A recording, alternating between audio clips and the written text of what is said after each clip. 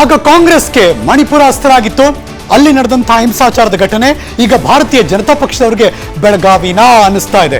ವಿಷಯ ಏನಪ್ಪಾ ಅಂದ್ರೆ, ಬೆಳಗಾವಿಯಲ್ಲಿ ಮಹಿಳೆ ವಿವಸ್ತ್ರಗೊಳಿಸಿ ಹಲ್ಲೆ ನಡೆಸಿದಂತಹ ಪ್ರಕರಣ ಬರ್ತಾ ಇದೆ. Breaking news. ಬೆಳಗಾವಿಗೆ ಬಂದಿದ್ದಾರೆ ಭಾರತೀಯ ಜನತಾ ಪಕ್ಷದ ಸತ್ಯ ಶೋಧನಾ ತಂಡ. Breaking news.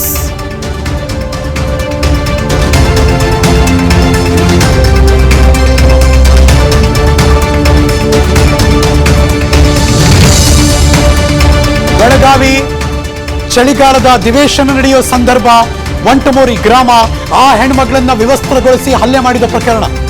ಬೆಳಗಾವಿಗೆ ಬಂದಿದ್ದಾರೆ ಬಿಜೆಪಿಯ ಸತ್ಯ ಶೋಧನಾ ತಂಡ.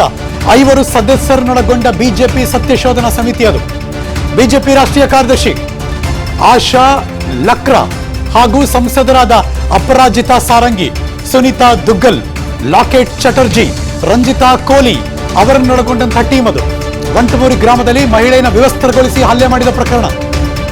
ಸಂತ್ರಸ್ತೆಯನ್ನ ಭೇಟಿ ಮಾಡೋದಕ್ಕೆ ಬಿಜೆಪಿ ಸತ್ಯ ಶೋಧನಾ ಟೀಮ್ ಎಂಟ್ರಿ ಕೊಟ್ಟಿದೆ. ಈಗ ಮಹಿಳೆ ಮೇಲೆ ಹಲ್ಲೆ ಮಾಡಿದ ಗ್ರಾಮಕ್ಕೂ ಕೂಡ ಬಿಜೆಪಿ ಟೀಮ್ ಭೇಟಿ ಕೊಡ್ತಾರೆ. ಸಂತ್ರಸ್ತೆ ಕುಟುಂಬಸ್ಥರನ್ನ ಭೇಟಿ ಮಾಡ್ತಾರೆ ಬಿಜೆಪಿಯ ಸತ್ಯ ಶೋಧನಾ ಟೀಮ್ನವರು. ಅದರಲ್ಲಿ ಸಂಸದರಿದ್ದಾರೆ, ಅವರೆಲ್ಲರೂ ಕೂಡ ಬಂದಿದ್ದಾರೆ ಬೆಳಗಾವಿಗೆ. ಅದರ exclusive visuals on Vistara news. Fast on television ತೋರಿಸ್ತಾ ಇದ್ದೀವಿ. ಭಾರತೀಯ ಜನತಾ ಪಕ್ಷದ ಸತ್ಯ ಶೋಧನಾ ಸಮಿತಿಯವರು ಬಂದರು. ಈಗ ಅವರೆಲ್ಲರೂ ಕೂಡ ಆ ಶೋಧನೆ ನಡೆಸಿ ಯಾವ್ಯಾವ ಮಾಹಿತಿಯನ್ನ ಕೊಡ್ತಾರೆ, ರಿಪೋರ್ಟ್ ಕೊಡ್ತಾರೆ ಅನ್ನೋದು ಈಗಿರುವಂತಹ ಕುತೂಹಲ. Let's go live. ಆ ಮಾಹಿತಿಯನ್ನು ನಿಮಗೂ ಕೊಡಿಸ್ತೀನಿ ನಾನು. ಬೆಳಗಾವಿಯಿಂದ ನನ್ನ ಸಹೋದ್ಯೋಗಿ ಮಂಜುನಾಥ್ ಹೊಡೇತ್ ನೇರ ಸಂಪರ್ಕದಲ್ಲಿ ಜಾಯಿನ್ ಆಗ್ತಿದ್ದಾರೆ. ಮಂಜುನಾಥ್, ಏನಾಗ್ತಾ ಇದೆ ಬೆಳಂಬೆಳಗ್ಗೆ ಇವತ್ತಲ್ಲಿ? ಖಂಡಿತ ಹರೀಶ್, ಏನು ಅಂತಂದ್ರೆ ಘಟನೆ ಆದ ನಂತರ ವಿರೋಧ ಪಕ್ಷ ಆಗಿರ್ಬೋದು ಮತ್ತು ಆಡಳಿತ ಪಕ್ಷ ಎರಡೂ ಪಕ್ಷಗಳು ಏನು ಅಂತಂದ್ರೆ ಎಚ್ಚೆತ್ತುಕೊಂಡಿರುವಂತದ್ದು. ಸೊ ಸದ್ಯ ದೆಹಲಿಯಿಂದ ನೇರವಾಗಿ ಬೆಳಗಾವಿಗೆ ಕೇಂದ್ರದ ತಂಡ ಆಗಮಿಸಿದೆ. 4 ಜನ ಎಂಪಿಗಳು ಮತ್ತು ಒಬ್ಬರು ರಾಷ್ಟ್ರೀಯ ಕಾರ್ಯದರ್ಶಿ ಆ ತಂಡದಲ್ಲಿದ್ದಾರೆ. ಸೊ ನಾನೀಗ ಬೀಮ್ಸ್ನ ಆಸ್ಪತ್ರೆಯಲ್ಲಿದ್ದೀನಿ. ಸೊ ಇಲ್ಲಿರುವಂತಹ ಸಖಿವನ್ ಸ್ಟಾಫ್ ಸೆಂಟರ್ನಲ್ಲಿ ಆ ಮಹಿಳೆ ಚಿಕಿತ್ಸೆಯನ್ನ ಪಡ್ಕೊಳ್ತಾ ಇದ್ದಾಳೆ. ಕಳೆದ ಒಂದು ವಾರದಿಂದನೂ ಕೂಡ ಎಲ್ಲಾ ರೀತಿಯಾದಂತಹ ಚಿಕಿತ್ಸೆಯನ್ನ ಇಲ್ಲಿ ಒದಗಿಸಲಾಗುತ್ತೆ. ಸೊ ಇನ್ನೇನು ಈ ಕ್ಷಣದಲ್ಲಿ ಅಂತಂದ್ರೆ ಈಗ ಸದ್ಯ ಬೆಳಗಾವಿ ವಿಮಾನ ನಿಲ್ದಾಣಕ್ಕೆ ಈ ತಂಡ ಬಂದಿರುವಂತದ್ದು. ಸೊ ಅಲ್ಲಿಂದ ಹೊರಟು ಇನ್ನೇನು ಇಲ್ಲಿಗೆ ಅಂದ್ರೆ ಬೀಮ್ಸ್ ಆಸ್ಪತ್ರೆಗೆ ಭೇಟಿ ಮಾಡಿ ಕುಟುಂಬಸ್ಥರಾಗಿರ್ಬೋದು ಮತ್ತು ಸ್ವತಃ ಮಹಿಳೆ ಆಗಿರ್ಬೋದು ಘಟನೆಯ ಬಗ್ಗೆ ಸಂಪೂರ್ಣವಾಗಿರ್ತಕ್ಕಂತಹ ವಿವರವನ್ನ ಆ ಕೇಂದ್ರದ ತಂಡ ಪಡೆಯಲಿದೆ. ಸೊ ಘಟನೆ ಹೇಗಾಯ್ತು, ಯಾಕಾಗಿ ಆಯ್ತು, ಏನೆಲ್ಲ ಇದರಲ್ಲಿ ಅಂಶಗಳು ಒಳಗೊಂಡಿದೆ, ಏನೆಲ್ಲ ವೈಫಲ್ಯಗಳಾಗಿವೆ ಅಂತ ಹೇಳಿ ಮಾಹಿತಿಯನ್ನ ತಗೊಳ್ತಾರೆ. ಸೊ ಇದಾದ ಬಳಿಕ ಏನು ಅಂತಂದ್ರೆ ಅವರು ನೇರವಾಗಿ ವಂಟಮೂರಿ ಗ್ರಾಮಕ್ಕೆ ಹೋಗ್ತಾರೆ.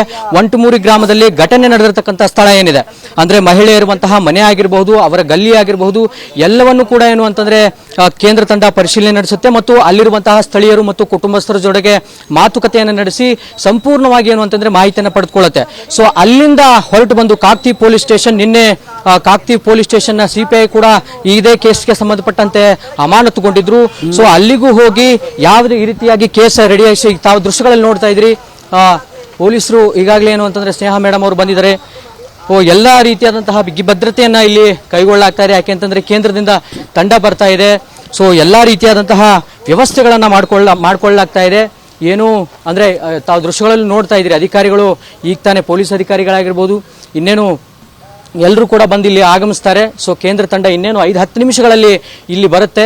ಸೊ ಘಟನೆಯ ಸಂಪೂರ್ಣ ಮಾಹಿತಿಯನ್ನ ಇಲ್ಲಿ ಪಡೆದುಕೊಳ್ಳುತ್ತೆ. ಸೊ ಇಲ್ಲಿ ಪಡ್ಕೊಂಡಿರ್ತಕ್ಕಂತಹ ಮಾಹಿತಿಯನ್ನ ಅಂದ್ರೆ ಪೊಲೀಸ್ ಸ್ಟೇಷನ್ ಆಗಿರ್ಬೋದು, ಗ್ರಾಮಸ್ಥರಿಂದ ಆಗಿರ್ಬೋದು, ಕುಟುಂಬಸ್ಥರಿಂದ ಆಗಿರ್ಬೋದು ಮತ್ತು ಮಹಿಳೆ ಆಗಿರಬಹುದು, ಎಲ್ಲರಿಂದ ಮಾಹಿತಿಯನ್ನ ತೆಗೆದುಕೊಂಡು ಕೇಂದ್ರದ ರಾಷ್ಟ್ರೀಯ ಅಧ್ಯಕ್ಷರು, ಬಿಜೆಪಿ ರಾಷ್ಟ್ರೀಯ ಅಧ್ಯಕ್ಷರು JP ನಡ್ಡಾ ಅವರಿಗೆ ಒದಗಿಸಲಿದೆ. ಸೊ ಈಗಾಗಲೇ ಏನು ಅಂತಂದ್ರೆ ಬೀಮ್ಸ್ ಆಸ್ಪತ್ರೆಯಲ್ಲಿ ತಾವು ನೋಡ್ತಾ ಇದ್ರಿ, ಕಂದಾಯ ಇಲಾಖೆ ಆಗಿರ್ಬೋದು ಮತ್ತು ಪೊಲೀಸ್ ಇಲಾಖೆ ಆಗಿರ್ಬೋದು ಎಲ್ಲಾ ರೀತಿಯಾದಂತಹ ಭದ್ರತೆಯನ್ನು ಕೈಗೊಳ್ಳುತ್ತಾ ಇದ್ದಾರೆ. ಆರೋಗ್ಯ ಇಲಾಖೆಯ ಅಧಿಕಾರಿಗಳು ಕೂಡ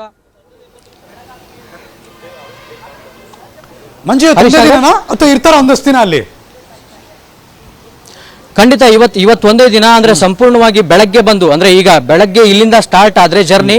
ಸೊ ಇಲ್ಲಿ ಮಹಿಳೆಯನ್ನ ಮಾತಾಡಿಸ್ತಾರೆ, ಆಕೆ ಕುಟುಂಬಸ್ಥರನ್ನು ಮಾತಾಡಿಸ್ತಾರೆ. ಇದಾದ ಬಳಿಕ ವಂಟಮೂರಿ ಗ್ರಾಮಕ್ಕೆ ಹೋಗ್ತಾರೆ. ಒಂದು ದಿನ ಸಂಪೂರ್ಣವಾಗಿ ಏನು ಅಂತಂದ್ರೆ ಇವತ್ತು ಇಡೀ ಪ್ರಕರಣದ ಏನೇನಾಯಿತು, ಏನೇನು ಪ್ರಕರಣದಲ್ಲಿ ಏನೇನಾಗಿದೆ, ಸರ್ಕಾರದ ವೈಫಲ್ಯ ಏನು, ಯಾವ್ಯಾವ ರೀತಿ ಆಗಿದೆ, ಏನೇನಾಗಿದೆ ಅಂತ ಹೇಳಿ ಎಲ್ಲಾ ಘಟನೆಗಳನ್ನ ಇವತ್ತು ಸಂಪೂರ್ಣವಾಗಿ ಮಾಹಿತಿಯನ್ನ ಕಲೆ ಹಾಕ್ತಾರೆ. ಈ ಕ್ಷಣದ ಮಾಹಿತಿಯನ್ನು ಅಪ್ಡೇಟ್ ಮಾಡಿದ್ದಕ್ಕೆ. ಅನುಕ್ಷಣದ ಸುದ್ದಿಗಳಿಗಾಗಿ ವಿಸ್ತಾರ ನ್ಯೂಸ್ ಯೂಟ್ಯೂಬ್ ಚಾನೆಲ್ ಸಬ್ಸ್ಕ್ರೈಬ್ ಮಾಡಿ. ಹೊಸ ಸುದ್ದಿಗಳ ನೋಟಿಫಿಕೇಶನ್ಗಾಗಿ ಬೆಲ್ ಐಕಾನ್ ಕ್ಲಿಕ್ ಮಾಡಿ. ಲೇಟೆಸ್ಟ್ ಅಪ್ಡೇಟ್ಸ್ಗಾಗಿ www.vistaranews.com ವೆಬ್ಸೈಟ್ಗೆ ವಿಸಿಟ್ ಮಾಡಿ. ಅಂಗೈಯಲ್ಲೇ ಜಗತ್ತಿನ ಸುದ್ದಿ ತಿಳಿಯಲು ವಿಸ್ತಾರ ನ್ಯೂಸ್ ಕನ್ನಡ ಆಪ್ ಡೌನ್ಲೋಡ್ ಮಾಡಿ. ವಿಸ್ತಾರ ನ್ಯೂಸ್, ನಿಖರ ಜನಪರ.